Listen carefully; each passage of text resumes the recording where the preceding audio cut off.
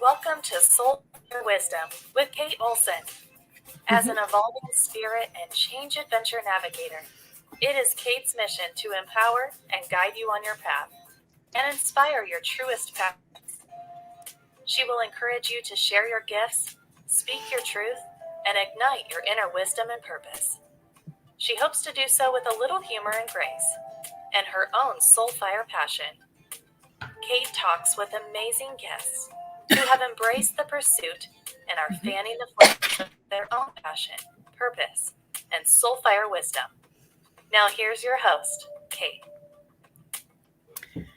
Good evening. Welcome to Soulfire Wisdom and the third broadcast of the Joy, Resilience, Connection, 3 days to start a joyfulness practice that fuels resilience.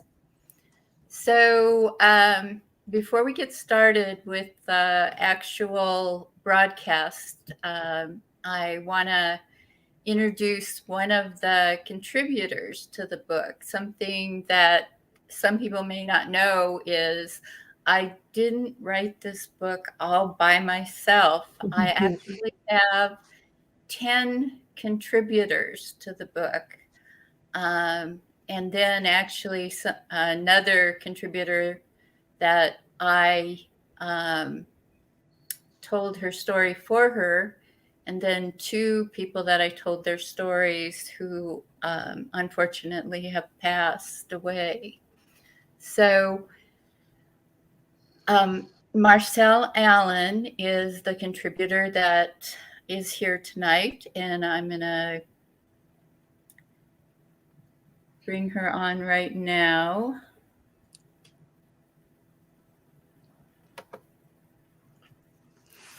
Well, I guess I'm bringing Marcel and Bettina on right now. We'll introduce Marcel first. And because Marcel can say it way faster than I can, I'm going to have her introduce herself and tell us who she is and what she does. Yeah, thank you, Kate. It's such an honor to be here, and I'm so proud of you and the progress you've had and all the wonderful stories you've brought together. I'm excited by you. You are one of the reasons why I've gone into business, right? I run a company called Dreamosity. It's a social media training and management company, but it actually started from the story that I told in your book, which was about my own journey to really understand my mind and that chatter. And I think all of us, as we grow up and we learn to adult better and we learn to become more motivational than just frustrated or annoyed, we have to learn how to better harness our imagination and the words and our thoughts and those ideas that we have. And there was a season where I did not like my mind. I was very much against my own mind and my own spirit and my ideas. And I had this battle. And I think a lot of us go through learning to befriend our imagination and our mind and that self-talk. And so the story I told in your book was about my journey learning to honor curiosity and to appreciate the power of our brain instead of just kind of be dragged around and dreary and frustrated. And so I felt that at such a young age, it was such a joy to learn about that, because I'm helping folks now talk to themselves better, because it's so important how we lead that conversation in our own mind. And I think it's a really important topic, and it's super important for resiliency and getting back to joy. Because if we're saying, hey, what am I grateful for today? And if we can get a flood of answers versus, oh, what did I do wrong today? Right? Those answers are going to come too. So we got to train ourselves to use our imagination and our brain for good. And that's where the curiosity part of Dreamosity came from. Yes. So what was the title of your story? Oh, I don't know if I could answer that right now. I picked it up on Amazon, but I haven't read through it yet, and it's been a while since we okay. No, your story. You called it Steering Curiosity. Steering Curiosity. Yes, that sounds right. Because so one thing I will say, add to what Marcel has said, is you'll want to read the story, because not learning how to steer your curiosity, as she terms it, can lead you to some dark places. Mm-hmm. So you need to read her story to find out about that. Yeah. So if you or anybody knows you're listening, people going through a hard time right now, definitely check out Steering Curiosity in Kate's new book. Okay. So Thank you for being here. And I just wanted to let people know that there are, real people that contributed to the book. Even though I didn't ask any of them to come on and tell their story, because I want you to read the book. Yeah. Awesome. Thank you. All right. Have a good night. I will. You too. Bye.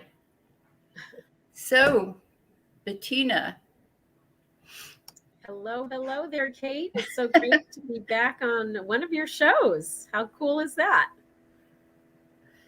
It's great to have you back. Hang on, okay. There we go. So, are you live, or are we just seeing a picture of you? Oh, okay, you moved. Okay. I know how to stay really, really still. Yes. So, Bettina is the founder of We Empower Your Life, which is, it supports, basically it supports women to shatter the glass ceiling financially, earnings-wise, and to kick self-imposed limitations to the curb and live their legacies now. So you can't tell this, on the video here, but Bettina is only 4'9.5" tall.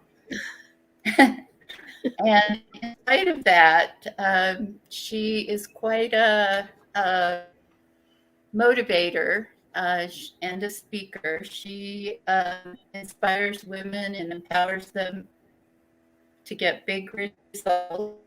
And whether she's coaching from a live or virtual or conferring with a small group of women or men, she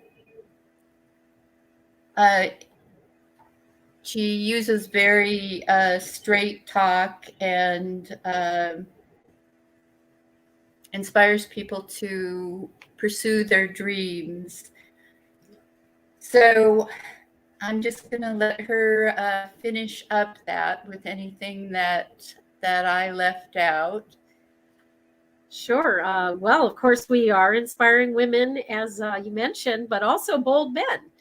And we went ahead and started welcoming men into our roles here at the We Empower Your Life community and the We Empower You membership. And of course, this is also an empowerment movement that we've taken global. And we have folks from all over the world on different continents and different countries, therefore. And so it's really exciting to be the founder of this wonderful organization, as well as a participant and a member, for that matter. Yes. And so Bettina is, even though, she's doing awesome with her business now, like everybody else, she's had a few bumps in the road along the way. And she is actually here today to tell her resilience story. I titled it Learning to Pivot When Life Takes a Turn. And she's had a few of those turns where she's had to, kind of figure life out. So we're going to talk a little bit about that. I guess the first one started quite a long time ago, or happened quite a long time ago. So I'm just going to let you, start out talking about that. Sure, absolutely. And, I'm sure I'm not the only one out there who's suffered a few hard knocks in their life and been hit down to the curb and then just found themselves bouncing back. So, beginning as far back as I can remember, pretty much in high school, where I met a boy who became eventually my abuser, and ended up being the cause and at the helm of the death of my very firstborn child as well. And so when you start off life as a teenager, basically, with those circumstances in front of you, and very proud, very much wanting to handle things on my own, didn't want to involve my parents or friends, was quite embarrassed about the whole situation, to be frank. It sets the stage for the beginning of what, was a bit of a nightmare, and would go on for several years, in fact. And I think that's really where I've got my start at empowerment and the whole conversation of, going from being a victim and being instead an empowerer. I took a number of years over my lifetime. I would say I was even in my late 40s before some of that empowerment would really be a part of my life. And, through by hook and by crook, I managed to find my way out of that relationship, although there would be some other painful relationships along the way. And found myself empowering women primarily as a nurse that I was at the time back in the 90s, and started just essentially, with just inviting women to join me at a table. It was Duke's on Green Lake, and that resilience factor was definitely played a role in starting something from scratch and making sure that I showed up as the best person that I could be. And I think I was probably born with that kind of an attitude that no matter what happened to me, I would always come back, with even better than the day before. And so, that mindset training, that mindset that I might have been born with, that positive mindset, has really taken me through a number of circumstances, death and dying and, relationships and you name. Yeah, I don't know if anyone is totally born with it. We might be born with inclinations one way or another, but I think the environment that we're in, as children, a lot of times has a lot to do with forming it. Uh-oh, I think we've got the still Bettina now.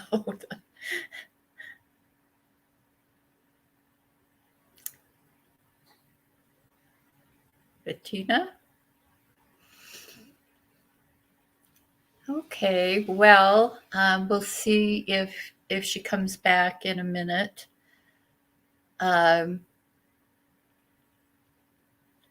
She's been having a little bit of trouble with her internet.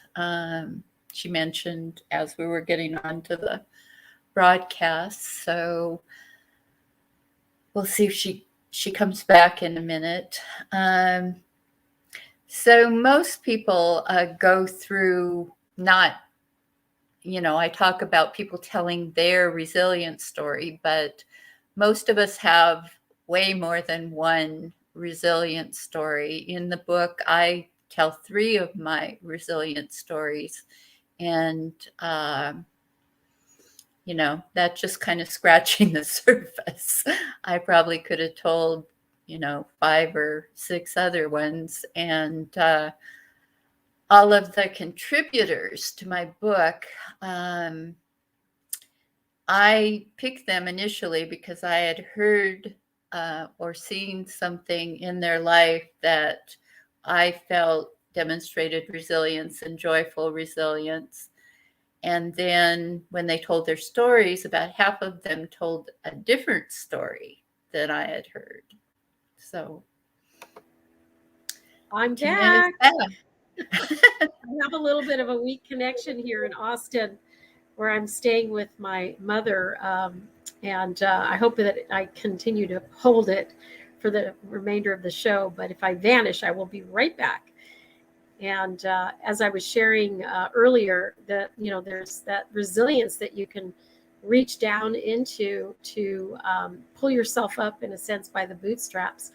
And one of the things I bumped into along the way, Kate, you and I were talking the other day about, and that is this thing called reframing, where you take a set of circumstances and over time, whether that's a few minutes or hours or days or weeks or months, where you come to a little bit different understanding of what is occurring in your life. And so one of the things that I've enjoyed over the years is strengthening that muscle of reframing in order to be as resilient as possible in spite of no matter what in my life comes along. Yes, that is actually one of the techniques that helps people to be more resilient. But it's learning it to begin with, learning that you can do that and that you aren't stuck in the perception that that we all, a lot of times, if we don't know how to do that, do feel stuck in. Yes. And, one of the reframes that took me a number of years to get to, in 2013, I ended up literally having a lot of life kind of fall apart. I had been in an 8-year relationship that ended. I had asked that person to leave after thinking that we would be married someday. I ended up instead asking him to leave, and then I ended up needing to leave my home situation as well. And I literally got down to where I was giving everything away. I was putting everything on the lawn to get sold. Whatever I sold and whatever money I made, I was able to get a storage unit and put everything in there. And then I moved in with some friends with very little to my name and 6 suitcases. And within months, from about July to November, I managed to put my entire life back together again. And it just went up and up and up and up from there. And it was that resilience again, just taking those sets of circumstances and looking at myself every day. And in fact, the friends I moved in with had a home right there on the Puget Sound. So my wake up was like looking straight at the Puget Sound. And so July, one day, I have nothing to my name. I have to leave my home and go out and set off with friends. And then the next day, literally, I'm looking at the Puget Sound with the greatest view and the most wonderful sunsets of all time. And then back at it again, by November of that year, I moved out and I live in a beautiful apartment in Seattle where I have a stunning view of the Space Needle and sunsets as well. And again, it's just taking that fortitude, that resilience you talk about in your book, and turning towards, on a daily basis, on an hourly basis, even minute by minute, that power of now where where I'm actually just thinking about where I am right here in this moment and not necessarily thinking so much about the future or even into the past, because those really don't exist. So that reframing has really taught me a lot over the years. And it's something I use literally every single day. Yes. And a lot of times, you mentioned that you were very young when that first situation occurred. And, we think of it as when somebody is very young and something, that they wish didn't happen happens. We think, oh, how horrible. But a lot of times that's actually a blessing in disguise, because learning those skills at a young age is probably, really part of what's allowed you to bounce back from things the way that you have. Yes, I agree. And, you write in your book a little bit about this reflection about, when things go awry, and even the worst of things, being able to look back at them and think to yourself, there had to have been a reason for this. there must be something that I can garner from it, even if it's the worst of circumstances. And there even came a time when I would accept the abuser was there in my life for a reason, right? And he's of course now deceased, And I spent many years afraid for my life and afraid that he would find me and all of those kinds of things. But in the end, I have actually concluded that he was there serving a purpose in my life. And that is probably the hardest thing to do when it comes to abuse. And of course, in this case, he did cause the death of my daughter as well. But that also brought me to a place of forgiveness, which I was able to achieve, not forgetting what occurred, but actually being able to essentially forgive him in spite of what occurred. And all of this, leads me to being, not someone who's, against men, for example, which a lot of times happens to women. If they have one bad relationship, then they're, it's all men are off or all women are off or whatever their choice is. And I never went there with that. It was that person, it was those circumstances, and I didn't let it bleed out into the rest of my life. And, I still seek and empowered in relationship to others. And, I'm just leaning into what can I get from whatever it is that's showing up. Like I'm recently, COVID positive, and I'm not where I was intending on being. Right now, I'm living in Austin, Texas, have been for the last couple of weeks, still tested positive on Sunday. And you know what? I'm okay with it. I'm literally okay with it. A little more time with mom, and maybe, the cold weather back in Seattle. Yeah.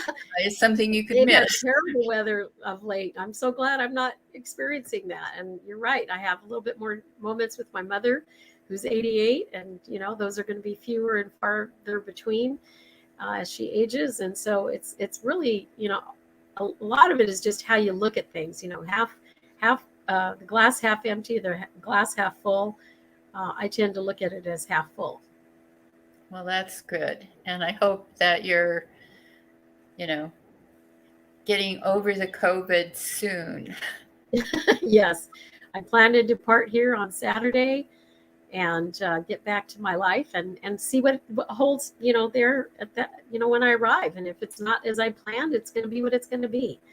And that's okay too. Life is like that. Yeah. Well, as far as the COVID goes,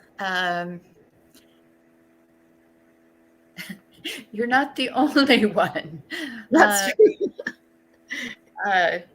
Another one of my guests, whole family got COVID. Oh, wow.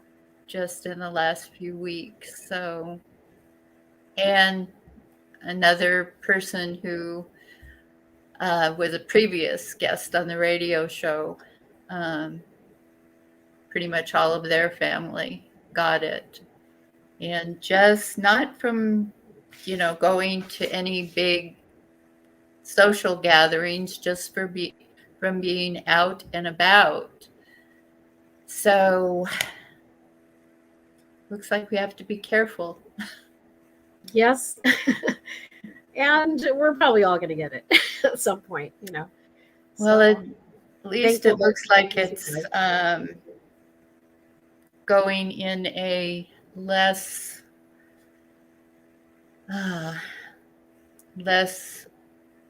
causing less death than it did before, even though more people are getting it. Yeah. Yeah. And even my, my attitude around COVID was, like, hey, I'm immunized. Game on. Come and get me. And if you do, I'm probably going to live. And so I did, And, yeah. I think we still need to be careful, though. Oh, sure. Yeah. Yeah. I'll be getting my booster when I get back eventually, too. So, but yeah, I think, back to the resilience conversation, that there's definitely a lot that can be had with just mind, mindset and choices, because everything about life and the stuff that we can say in our head, the stuff I allow myself to think, is really responsible for a lot of how I feel. So if I allow garbage in, garbage is going to come out, it is really a process of becoming aware of that, aware of those thoughts that you're allowing to, spend time in your head. I'll still, catch myself every once in a while thinking something that's really not a productive thought. And Yes. I'll just shake my head. Why am I thinking that? Why am I spending time thinking that? Yeah, you're absolutely right that awareness comes first, right? And once you have that awareness, then it's just catching yourself. Hey, what's going on here? I'm thinking like this. I had an interesting opportunity that happened. I know we have just a few minutes left, but I was in Costa Rica about 4 years ago, and I didn't realize that I actually still had a little bit of fear around rising up and doing something really big in my life after that experience in 2013. And it was just remnants. And I ended up having an opportunity to be on the beach and to be in the water and soaking and everything. And I had something jump out of the water and then jump back in the water. And I didn't quite know what it was. I later found out it was a snake. It was a poisonous snake. And then I realized as I was experiencing the fear that came up with that and not being able to go to the beach, therefore, and all of those things, that there is this thing that can come up inside of me, which is, I call it false evidence appearing real, where I live my life perhaps based in fear and not in possibility. And, I use that as an analogy when I discovered these poisonous snakes were in the water, but they had fangs in the back of their throat. And so they wouldn't likely be able to hurt me. And so therefore, the reality of their being able to hurt me was false. And the reality that I could go back in the water safely was real. And so I eventually ended up back in the water. So, it's not that you ever get to perfect this. I don't think as humans. No, it's a constant learning process. Yes. It's definitely there as and anything that occurs in your life like that, ever since that happened in Costa Rica, and it was like a metaphor for fear, I realized, I have an opportunity to disappear fear every single day. And one of my techniques for that is I'll just say to myself, stop scaring yourself. Yeah. If I find myself in a loop, like I'm going to be afraid of COVID or I'm going to be afraid of something else. It's like, stop scaring yourself, Bettina. And bam, just like that, it disappears the fear. Well, once we master one thing, though, something else always pops up for us to master. So we're never quite done. That's something. But we can always build on, one thing or another, so that we can stay ahead of the curve, so to speak.